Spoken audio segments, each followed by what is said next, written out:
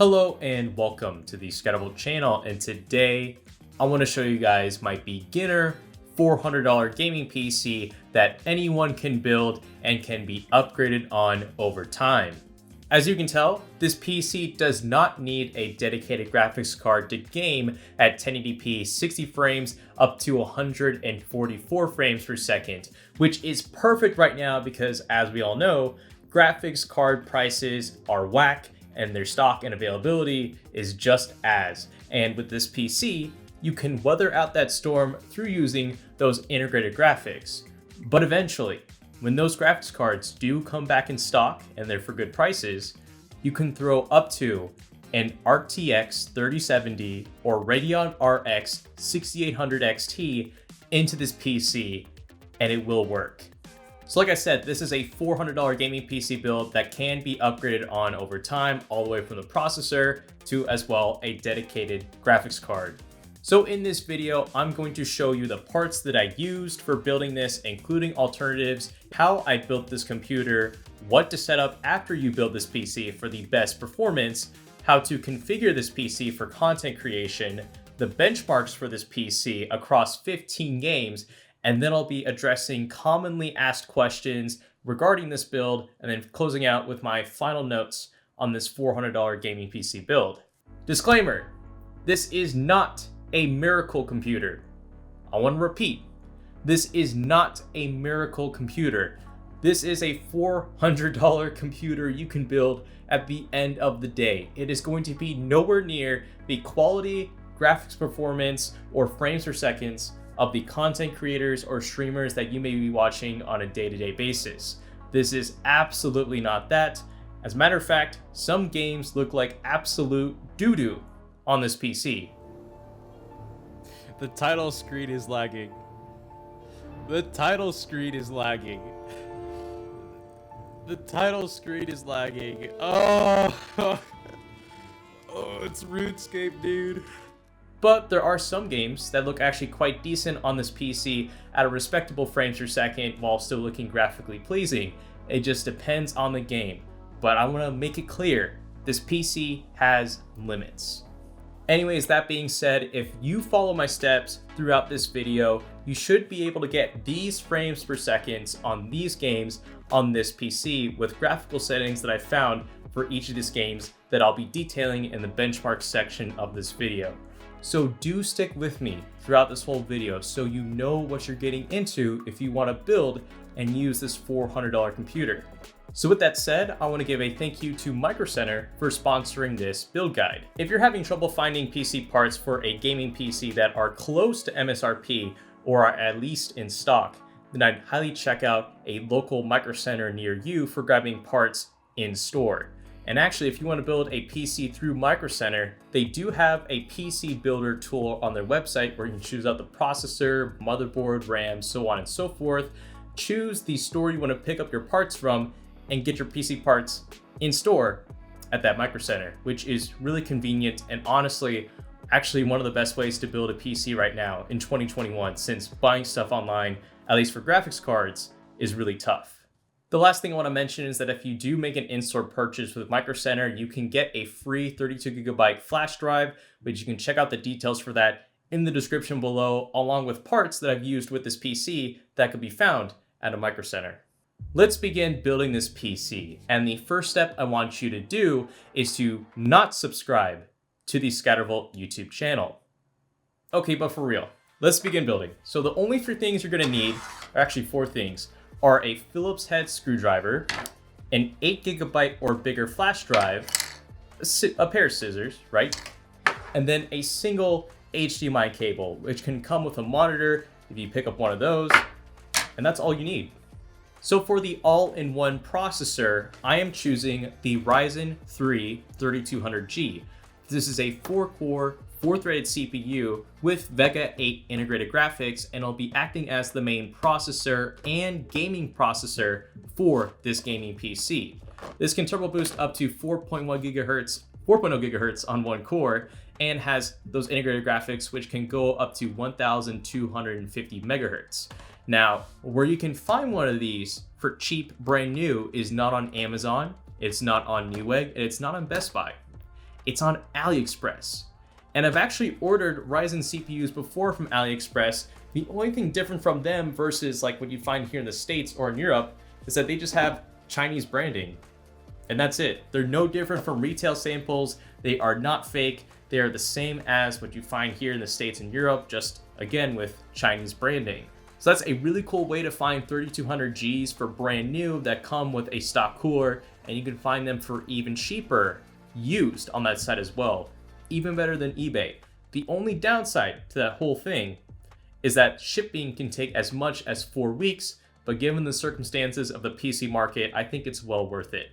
And even then, if you do get a 3200G brand new from a site like AliExpress, you will still be covered from AMD's warranty because it is a brand new chip, completely sealed, so that's also good as well. For the motherboard, you can choose any B450 Micro ATX motherboard of your choice. Brand will not affect anything. But the ones I would suggest you consider picking up for this PC are some from MSI's Max series lineup. So like the B450 Pro VHD Max, the B450 Pro M2 Max, or the B450 Bazooka Max with Wi-Fi. I like these three motherboards because they range in prices and give you different like tiers. So the Pro M2 I would recommend for those of you who don't plan to overclock your 3200G or any future Ryzen processor, and if you don't even know what overclocking is, you might as well go with that cheaper motherboard. If you want to overclock, I would recommend picking up the Pro VHD, which is slightly more expensive, and it is what I'm using in this build. But if you want to do that, but have the convenience of a built-in Wi-Fi card already on the motherboard, you can pick up the Bazooka Max Wi-Fi, which is nearly the same as the Pro VHD, just with a Wi-Fi card. And I'd recommend at least one of these Max series motherboards because it is confirmed by MSI that this year there will be a BIOS update available on these B450 motherboards that will allow you to upgrade to Ryzen 5000, which from looking at the VRMs should be up to a 5600X or 5800X. Also, just to make this a note, the Bazooka Wi-Fi has a built-in Wi-Fi card, but if you want Wi-Fi on the other two motherboards, you will need to get a PCI Wi-Fi card or USB Wi-Fi card, which installing those is not that hard. You literally take one of those and put them inside the PC. That's all it takes. Same goes for Bluetooth too, though you can do that with like a small USB dongle and it'll take care of that. Then for the RAM, you can either go with 8GB of DDR4 RAM or 16GB of DDR4 RAM. For the, I guess the cheapest model of this PC, you can actually go with 8GB of RAM, which I tested in this PC, but I'm letting the option be open for 16 because you will get better performance. Because remember, we're using an all-in-one processor where we're using the integrated graphics to do our PC gaming. And unlike dedicated graphics cards, which have their own dedicated pools of memory, so like VRAM, integrated graphics don't. So they need to pull them from the main system memory. And in that case, just like with regular RAM, having more is going to be better, and as well as having them faster is going to be better for more frames per second. So I went ahead and did benchmark 8GB and 16GB RAM kits on this PC just so you need an idea. But in my personal opinion, if there's any little bit of extra money you're willing to spend on this PC build, I would definitely put it towards getting more RAM. So that's 16GB of RAM, because that'll only cost you about $25 more, but it'll make a huge difference. Because again, it'll get you more frames per second in your games and allow you to do more easier multitasking. For RAM speeds, I would recommend picking up a kit that is 3200 megahertz with a cast latency of 16 or 18, but the RAM that I linked in the description below should take care of that easily. So now let's finally start building this PC. So go ahead and unbox your motherboard, unbox your CPU, and unbox your RAM. Now, as you're unboxing your motherboard box, one thing I want you to pick out is the I/O shield, which is this metal shiny thing. You will need that for the back side of the PC, a single SATA cable, which you will need to hook up your SSD to the motherboard, and take out any manuals and keep them. If you don't know something about building this PC, it's most likely going to be found in the manual, but I really don't think you're going to be referencing it much because, again, this is such a simple PC to build. So go ahead and take out your motherboard. I would put it on your motherboard box or put it on a flat surface. And let's go ahead and install the CPU first. So take out your Ryzen 3200G find where that little yellow triangle is on the processor and line it up with the triangle that is on the socket, and go ahead and open up the latch, drop in the CPU. You shouldn't have to force it in or anything, and then pull back down the latch, and it should be really carefree. Now let's go ahead and install the stock cooler, which also is found in the CPU box. Take that out, and as you'll see, there's already thermal paste on the CPU cooler. So first, to install it, take out those little black brackets that are above and below the CPU, unscrew those all the way, we won't need them. Go ahead and take your stock cooler, align the AMD logo on the left side, and go ahead and line it up with the 4 holes. Take your Phillips head screwdriver and start screwing in all 4 holes. And I would use a star pattern. So kind of screw in one corner halfway, screw in the adjacent corner halfway, vice versa. Just make sure you screw in equal pressure amongst all 4 sides as you're putting it onto the motherboard. Then don't forget to plug in your CPU fan connector, because you will need that to actually turn on the fan for the CPU cooler. Now to install your memory, take your 2 sticks of RAM and put them in slots 2 and 4. And universally, this is what's going to be recommended for most dual channel kits, and even in your motherboard manual, it will show you to use channels 2 and 4. So go ahead and open up those latches, put in the RAM sticks. They'll only go in one way, and make sure they're firmly clicked in all the way. If they're not clicked in, there will be boot errors, so make sure that RAM is in all the way. So with that done, let's move on to the case, which I've chosen the Cooler Master MB311L. This is a micro ATX case with a front mesh panel, comes with 2 ARGB fans and an RGB controller that can be used to control the fans and other RGB devices. It can fit hard drives, SSDs, again it's micro ATX, and why I like this case so much is that for $60, I think it'll be a really nice future-proof option, as in you can just keep this case for a long time. There are a lot of other cases out there like the NZXT H510, which are really popular, but their front panels are completely closed off and actually only have like a single small strip of ventilation on the back side of the case to bring in fresh air. And why this is important, in my opinion, for the longevity of your PC is that when you eventually fit in a dedicated graphics card into this PC, it's going to need fresh air going into the fans of the GPU.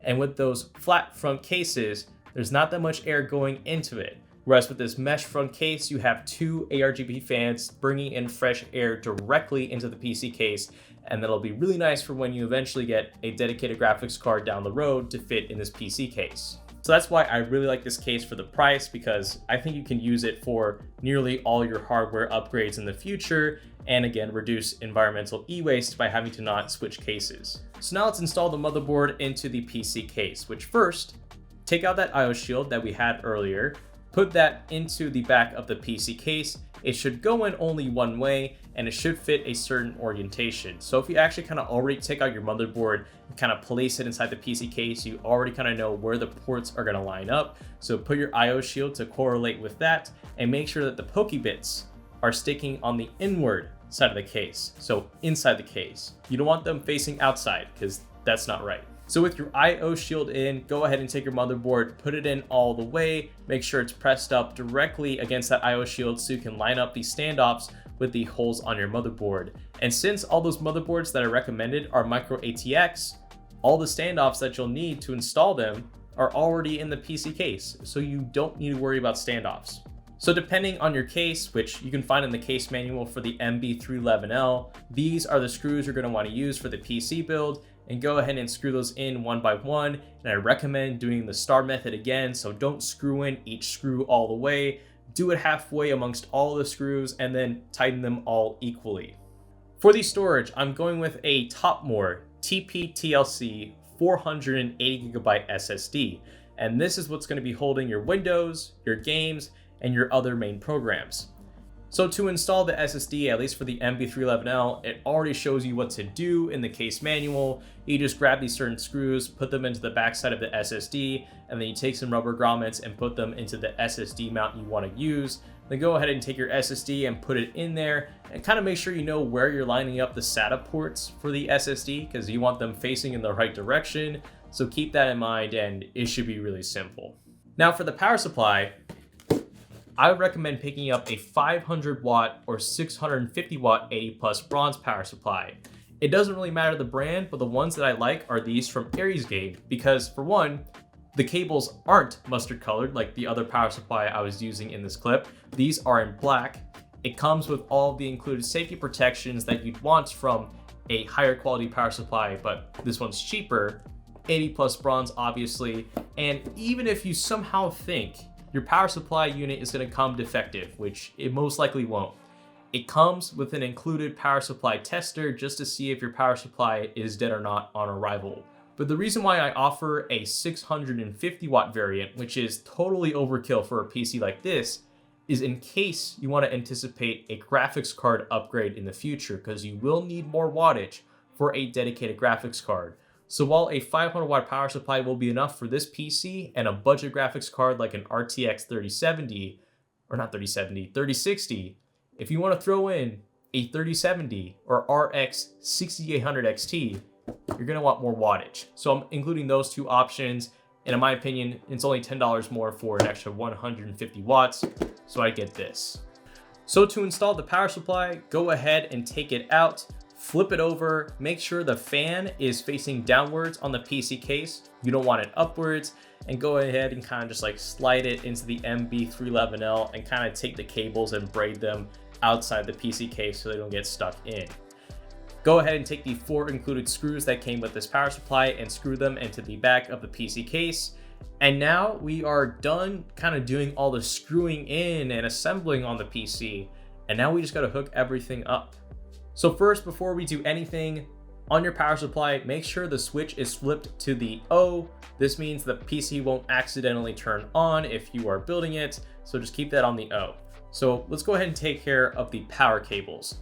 So on this PC, there are only 4 accessories on here that need to be powered up: the CPU power, the motherboard power, the power to the SSD, and the power for the RGB controller that comes with this PC case. And that's it. But of course, there will be spare cables from the power supply that we won't need that can be used for other future upgrades, including a graphics card upgrade, because that's why you have those PCIe power cables. That's for that. So go ahead and take your power supply cables and plug them in one by one. The names for each socket should be labeled on the actual power supply cable, and make sure that they're in all the way. If those power supply cables aren't fitted in all the way, there will be a boot error when you first turn on this PC. So now with your power taken care of, let's go ahead and address the front I/O cables. So like your power supply button, your USB headers on the top of your PC case, and the fans. So for the fans, it's really easy. In the actual PC case from the little plastic bag, there should be a 2-to-1 fan connector where it takes in 2 fan connectors and treats it as one. You're gonna want that so you can have only 1 fan port on your motherboard for these 2 fans. That's already taken care of. And now let's go ahead and get the front I/O cables. So these are not that hard, don't worry. Make sure to plug in your USB 3.0 header. It's the big kind of blue black one. Plug that into the bottom of the motherboard. Take your HD audio, plug that into the bottom left of the motherboard. Go ahead and take care of your front I/O, like the power button, the power LED, that sort of stuff. But I want you to save your reset power button cable for later, because we'll be reusing that for something really clever. So the last thing to hook up is the RGB controller to the front fans so we can change the colors and all that cool stuff. So go ahead and take the 2 male RGB cables that are coming out from the fans, since you've already hooked up the 2 fans to your motherboard, and plug those 2 ends into the female ends of the RGB controller.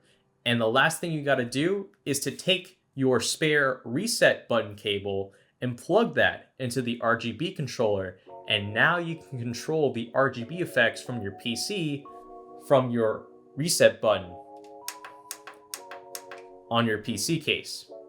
So with all of that taken care of, we are ready to boot up this PC. So let's do some final preparations. So take out your monitor, take out your keyboard, take out your mouse, take out your Wi-Fi, USB card, or PCI card if you hadn't already installed it. Get those all ready to go and hook those up to the PC. Make sure you hook up the HDMI cable from the back of the PC to the monitor that you're using. Otherwise, you won't get a display out to your monitor. Now, before you turn on the PC, you're going to need to install Windows onto it, which you can do that through your 8GB or bigger flash drive, which I have a full-blown video tutorial here for how to install Windows onto a USB flash drive for it to essentially act as like a CD drive with a like Windows sticker on it. So you need to do that first before proceeding. But once you have that done, which shouldn't take more than 5 minutes, take this USB flash drive, plug it into the backside of the PC case on any of the USB ports, and then go ahead and flip the switch on your power supply from the circle to the line with the cable in, obviously, and then press the power button. And if all goes well, you should see this like Windows is starting screen with like a little like dot circle thing going around, maybe with your motherboard logo on the front. If you see that, you are basically good to go. If your PC doesn't boot on the first try, I'm not gonna make a whole troubleshooting tips video, but off the top of my head real quickly, if you press the power button and absolutely nothing happens, your power cable IO pin is probably in the wrong spot, so double check that with your motherboard manual. Now, if you press the power button and your PC kind of powers on, but then it turns off and you're like, what the heck's happening? It could be that your RAM kit is not fully clicked into the motherboard, or your power cables are not fully inserted into your motherboard. So make sure that those connections are firmly all the way in. Or what if you turn it on and everything seems fine and you're like, why isn't any display going out to your monitor? Well, make sure you plug in your darn display cable from your PC to your monitor, first of all. But if still nothing happens, there's a good chance you might have to actually try out a different display. So like a TV or another monitor. And when that's the case, you want to install your graphics card drivers, which will eliminate that issue, which we'll get into now. So now that you have Windows installed, let's talk about the things, or I guess the last things you need to set up to make this PC properly work. So drivers and that sort of stuff. So the two essential drivers you need to make this PC work are going to be graphics card drivers and chipset drivers.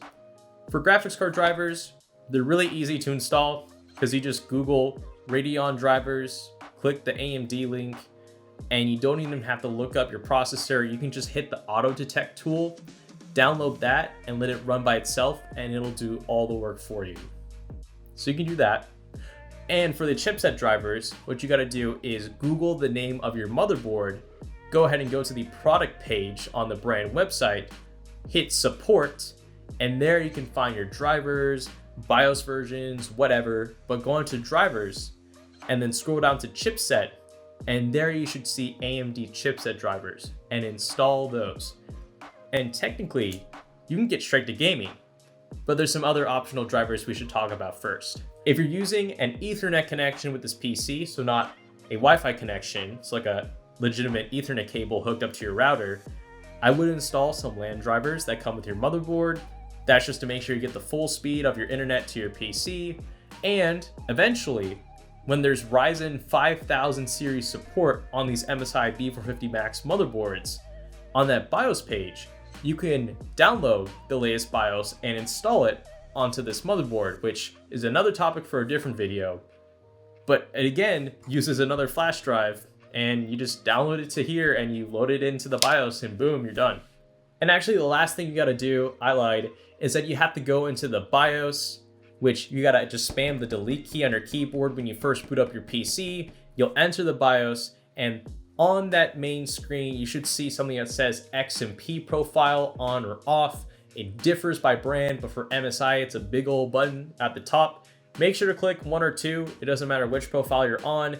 This just ensures that your RAM is running at its full advertised speed, because when you first put it in your PC, it's going to be running at the default speed, which is 2066 megahertz, but we want it running at 3200 megahertz. So make sure you enable that XMP profile before you get to any gaming to get the most frames per second possible out of this PC. So pretty much from here on out, you are done. You can get straight to gaming. You can install Steam, Discord, Google Chrome, whatever the heck else you want. But after this, I'm going to show you how to get into some content creation with this PC and how to overclock it for even more frames per second to get the most out of this $400 computer. All right, gamers, let me show you how to set up game recording on this PC through using AMD Relive, which I recommend. That being said, you cannot stream on this PC. I already tried it.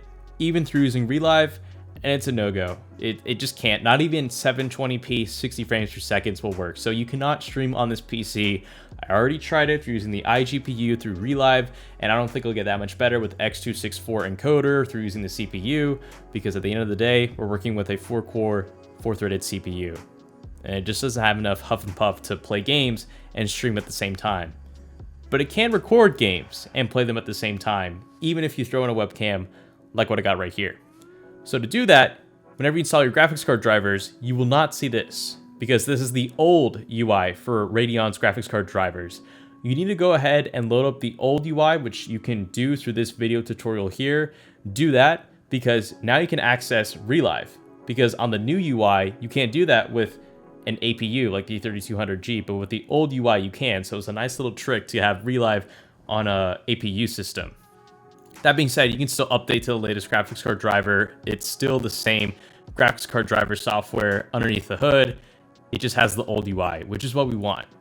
So if you go to relive here and you enable it, here we can set up our recording settings. So of course have it on, and here you can change your video capture device. So like this webcam I'm using right here, and even your microphone, which by the way, the webcam is running at like 15 frames per second. That's just something with the webcam that is not an issue with the PC. Anyways, you can toggle your different hotkeys and all that. Ignore live streaming because like I said, this PC can't live stream. But for recording, I recommend 35 megabits per second because this PC can actually go higher than that. But I think that's overkill, especially for 1080p gaming, which is probably what you're gonna be shooting for with this PC. Because when you upload 1080p gaming clips to YouTube, the recommended bitrate is 35 megabits per second to 40. So no need to go above that, and plus you'll save file size. So just keep that at 35. Audio bitrate 320, it's the most, do it. FPS 60, obviously. And really that's it. That's all you gotta do. And of course, recording resolution should just be 1080, so just keep it to in-game. But as for like getting the webcam here set up, you can actually, right here on scene, you can enable your camera and all this. You can even change the position of the camera, all that cool stuff. You can even put in, actually, never mind. If you're on advanced mode, you can actually customize this further, which I'm not gonna get into, but you can do it if you want. So there's actually a lot of nifty things you can do with relive that are actually quite handy. So that's how you record games. Of course, here's some footage of me playing games with the webcam. It's all good to go. You just can't stream with this PC. Okay, let me show you how to quickly overclock on this PC. So first of all, download Ryzen Master.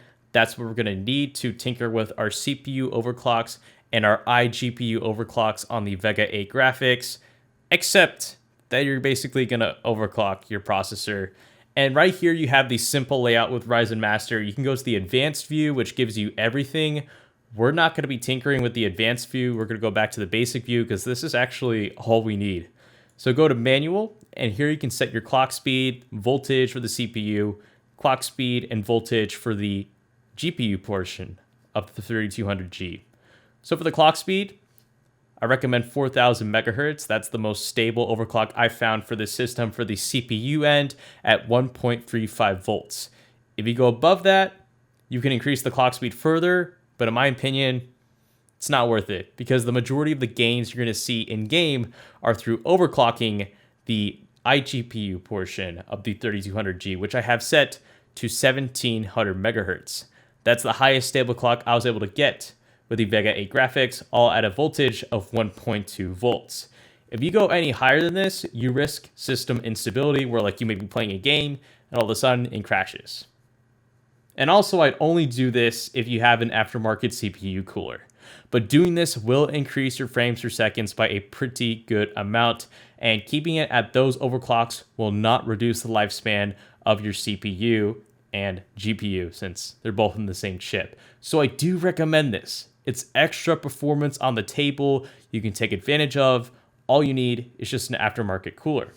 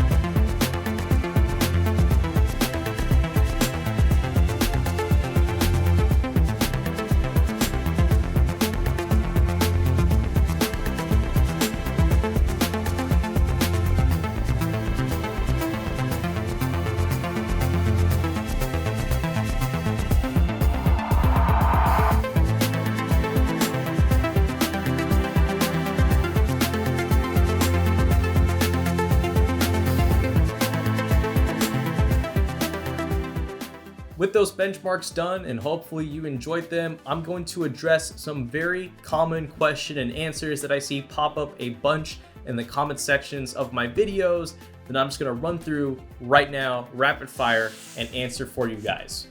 What sort of monitor should I get for this PC? I would get a 1080p 144Hz FreeSync monitor that at least has an HDMI port. Boom. Will VR work with this PC? No. What kind of graphics cards will work with this PC? Literally any that will support up to a 500 watt or 650 watt power supply if you look up the specs of them on their product websites. So like an RTX 370 needs at least a 650 watt power supply to use, so 650 watts is the maximum, so you can use up to that. But if you use a 500 watt power supply, probably looking at like a 5600 XT or 1660 Ti. Can this PC support more than one monitor? Currently, no, because there's a single HDMI port on the back of this PC, but you can use an HDMI splitter to broadcast multiple signals to different monitors, which I haven't tested, but I think that's a fix for that. Is there a place where I can get this PC pre-built? Nope, just like I already said at the start of the video. Though a good idea is if you're building a PC for the first time, definitely grab a friend who's already built a PC in the past to help you out. But even then, he's not going to be there for long because this PC is easy to build. Will overclocking the Ryzen 3200G in this build void the warranty? No. Will leaving the Ryzen 3200G overclocked for extended periods of time reduce the lifespan of this CPU? Not with the overclocks that I recommended. Both of them stay below safe voltages, so 1.35 volts for the CPU, 1.2 for the iGPU. It's only when you go above 1.4 volts on the CPU do you maybe risk reducing the lifespan of your CPU. So those overclocks are totally fine to leave on for as long as you want. And again, since they're so stable, they won't affect your gameplay experience as far as like crashing or anything like that. Can you install Linux on this PC? Yes. What Ryzen processors can I use instead of the 3200G? Well, if you wanted the faster APU, you can use a Ryzen 3400G, but those right now run for like $200 minimum used and maybe even brand new on AliExpress, which I don't recommend. So those are just overpriced. But say you do eventually get like a dedicated graphics card, like if you get a secondhand one from a friend or from a relative, and you don't need to use the integrated graphics on the 3200G and you want to upgrade to a full-on processor, literally right now, any Ryzen 3000 processor will work on this PC. Though obviously use common sense, you probably shouldn't throw in a 16-core 3950X into this PC, even though you technically could. I'd recommend up to at least a 3700X, but with that future BIOS update for Ryzen 5000, 5800X is probably going to be the most you're going to settle with at least using one of the motherboards that I recommended, and you might not even be able to overclock that much because, again, that's an 8-core 16-threaded chip, so it's a lot to handle for these budget motherboards. Do I have to go with the 3200 megahertz RAM kit, or can I go with like a slower RAM kit, like 3000 megahertz or 2066 megahertz? Yes, you can. I just like the higher megahertz because they'll get you more frames per second. But beyond that, there's no like differing in terms of compatibility between different RAM speeds. All of them will work. But if you go above 3200 megahertz, like 3600 megahertz, I want to say you may run into system instability. So keep that in mind. Last question. Do you need an anti-static wristband to build this PC? So essentially, is there a risk of building up an electrostatic charge when you're building this PC? No.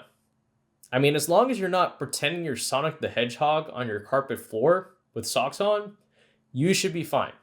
Though if you're worried, touch something metal before you start building this PC, or, just don't wear socks on a carpet floor like what I do, or just build on a tile or hardwood floor. And that'll eliminate any possible worry, though out of my 8 years of building PCs, I've never accidentally shorted one of my components before putting it into the PC while building on carpet. So anyways, that's all said. So that is it for my $400 gaming PC build. And if I created this PC last year, I would have been actually okay with it because the Ryzen 3200G from AliExpress for 120 bucks is actually a pretty good deal right now, brand new and used. Because again, if you find them on a US or Europe retailer, they're really marked up in price. So that's a really big win for this PC. So you can still get away with a sub $500 custom gaming PC in the year 2021. And the way that I have this all set up with a B450 motherboard, 16 gigs of RAM that can have an XMP profile of 3200 megahertz, all the while overclocking the iGPU and CPU, is going to yield some decent graphics performance that, again, will help you just weather out right now this current storm of really bad graphics card prices and availability. So you just keep holding onto those iGPU graphics until times get better, and this $400 gaming PC will serve its purpose. And again, it's upgradable over time. So if you want to upgrade the CPU, you can go up to a 5800X with a BIOS update. You can throw in up to an RTX 3070 if you use that 650 watt power supply, because that'll be enough wattage. And the case itself, it's set up for cooling a lot of things decently because it has a mesh front. A lot of it is ventilated, and it's not the NZXT H510 heat box. Yup. If you want to become more involved with the Skyrival community, I've got a Discord, a Twitch channel, a TikTok, a Twitter, and an Instagram, all linked in the description below, along with all the parts I use for this PC, along with other recommended stuff if you want to build this. And checking out any of those social channels and following them would be much appreciated. And to sign off, oh my god, this is the Skyrival channel, signing off.